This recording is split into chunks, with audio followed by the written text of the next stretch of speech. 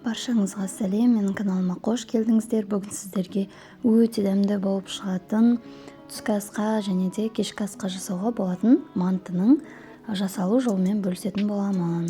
Ең алдымен қамырын дайындап алу қажет. Ол үшін бізге суға осылай жұмыртқаны және де тұзды салып аламыз дәміне қарай. Және де жұмыртқасын жақсылап араластырып аламыз. Және оның үстінен ұнымызды електен өткізіп аламыз. Негізінен електен өткізіп алғандарыңыз дұрыс.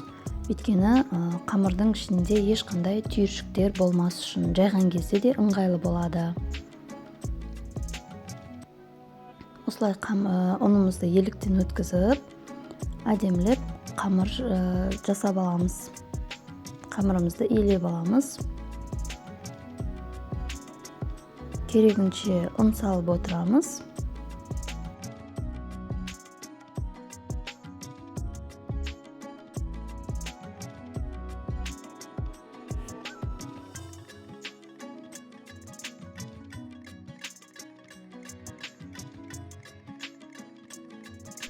Менің қамырым дайын болды. Жақсылап илеп алдым қамырды. Осылай бір суала етіп қоямын қазірше. Міне әп-әдемі жұп-жұмсақ қамыр дайын болды. Енді бұны пакетке салып, біраз уақытқа қойып қоямыз.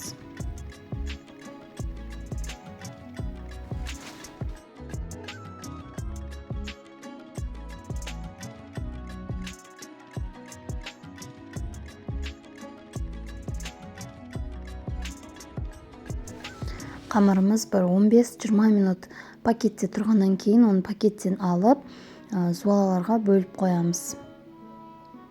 Мен 3 суала жасадым. Сіздер өздеріңіз қалаларыңыз бойынша 2-ге, 3-ге, 4-ге бөліп жасай бересіздер. Барлығын әдемілеп осылай суала етіп қоямыз.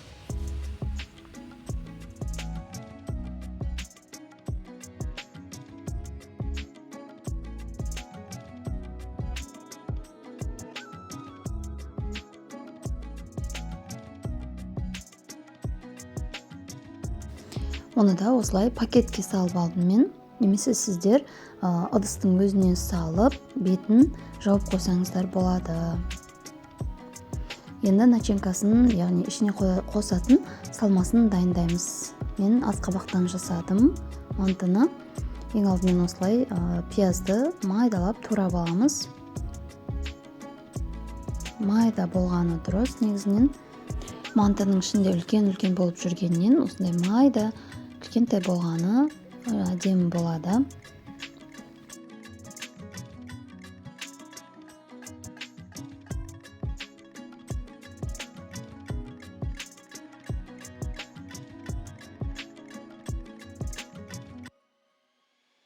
Келесі бізде картоп. Картопты да осылай майдалап турап аламыз. Үкіштен өткізсеңіздер де болады. Бірақ маған осылай 4 бұрыштап тураған ұнайды.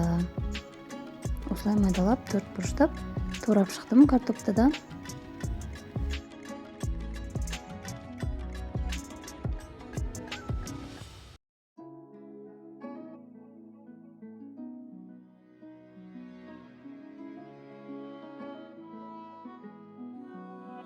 Содан соң асқабақты қостым. Асқабақ өте пайдалы. Мен өзім негізінен асқабақты онша ұнатпаймын, бірақтан тамаққа қосқан кезде, осылай майдалап тураған кезде асқабақтың дәмі қатты шықпайды, бірақ витаминге өте бай. Міне осылай асқабақты дәл картоп сияқты турап аламыз. 4 бұрыштап майдалап.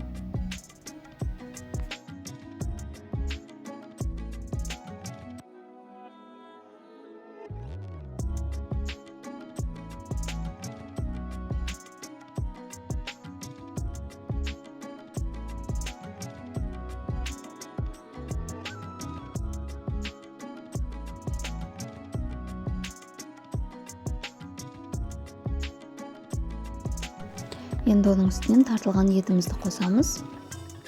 Мен аз ғана етіп қостым, өйткені бұл жерде менде асқабақ болды.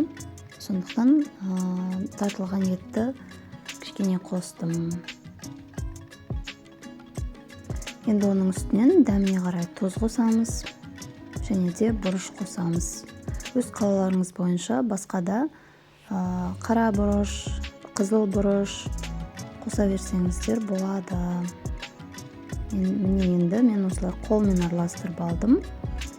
Жақсылап араластырып алдым. Енді бұны 3 суала болғандықтан 3-ке бөліп аламын, осы салмасын.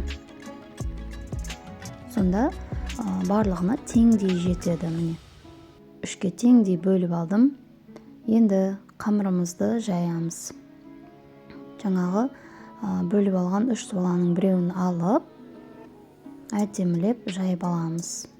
Міне домалақтап аламыз.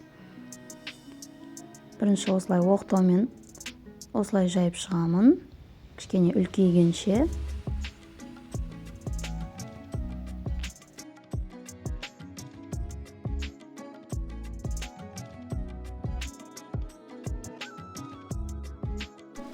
Қамырымыз кішкене үлкейген соң осылай оқтауға орап жаямыз. Және мен қамырды дәл осылай жаямын. Оқтауға ораймын да қамырды мүлдем баспаймын, тек оқтаудың екі шетін ғана басып жаямын.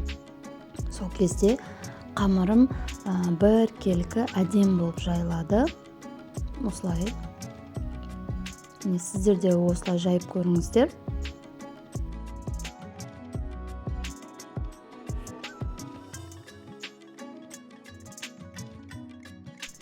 Арасында осылай ұн сеуіп отырамыз қамырға. Қамырымыз жабысып қалмас үшін.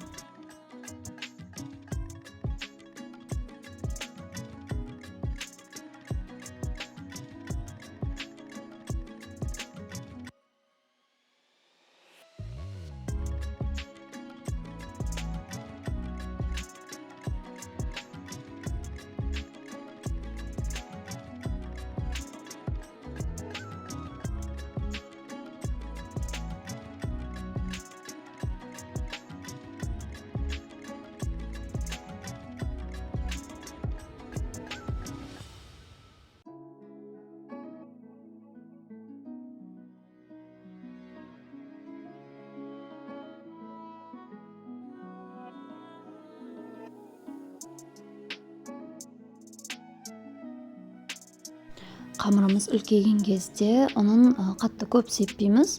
Өйткені қазір кескеннен кейін бір-біріне жабыспай қалуы мүмкін. Сондықтан аз-аздан оның сеуіп отырамыз. Міне енді қамырымыз осындай орташа жұқалықта болған кезде қамырды кесіп аламыз. Міне осылай дәл видеодағыдай етіп аламыз қамырды.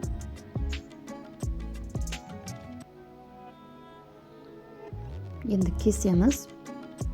Кескенде мантының көлеміне қарай өздеріңізге қалаларыңыз бойынша кішкентай ұнатсаңыздар жіңішке етіп кессеңіздер болады, кішкентай етіп, бөліктерін көптеу етіп, немесе бұдан да үлкендеу етіп кесе берсеңіздер болады.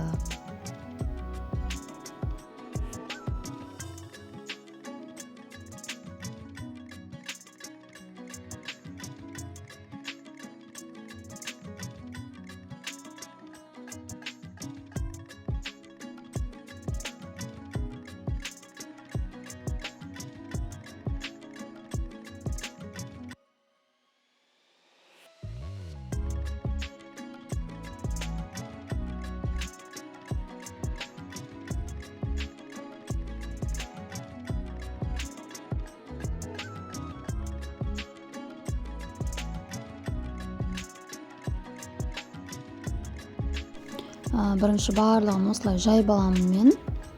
Өйткені барлығына бірдей етіп салмасын салу үшін. Міне енді жаңағы бөліп қойған салмадан біреуін барлығына осы бір суалаға салып шығамыз. Міне. Енді мантымызды осылай әдемілеп түйіп шығамыз. Бір-біріне қатты жабыстырамыз. Барлығын осы тәсілмен түйеміз. Менің алдындағы видеоларымда осы мантыға ұқсас Гүл ханым және де ханым Орама ханымның жасалу жолы бар. қарап көрсеңіздер болады.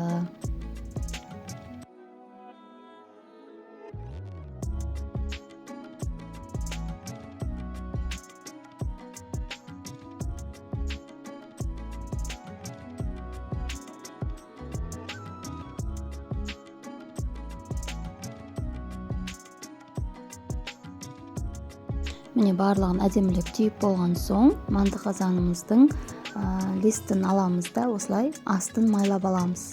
Егер майламасаңыздар астына жабысып қалуы мүмкін біздің мантыларымыз. Енді мантының барлығын осылай әдемілеп қойып шығамыз.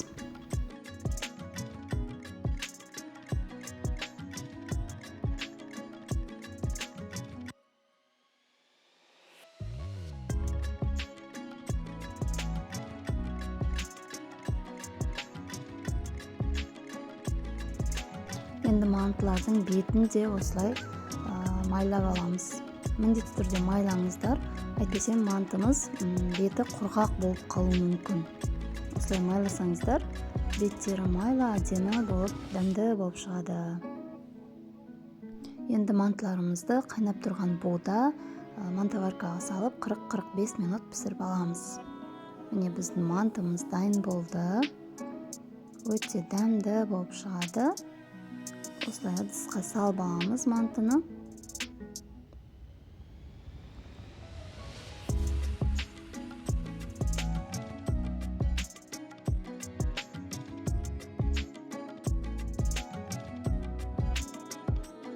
Дастарханға ащы салаттармен, немесе икрамен, аджигамен, немесе неше түрлі соустармен қоя берсеңіздер болады. Мен бетіне осылай укропты майдалап сеуіп шықтым.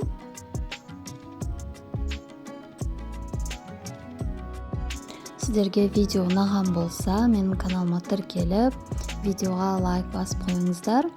Және де бұйырса алдағы уақытта тағы да көптеген рецепттер болады. Және менің каналыма кіріп, басқа да рецепттерді көріп жасап көріңіздер. Міне барлықтарыңызға ас болсын.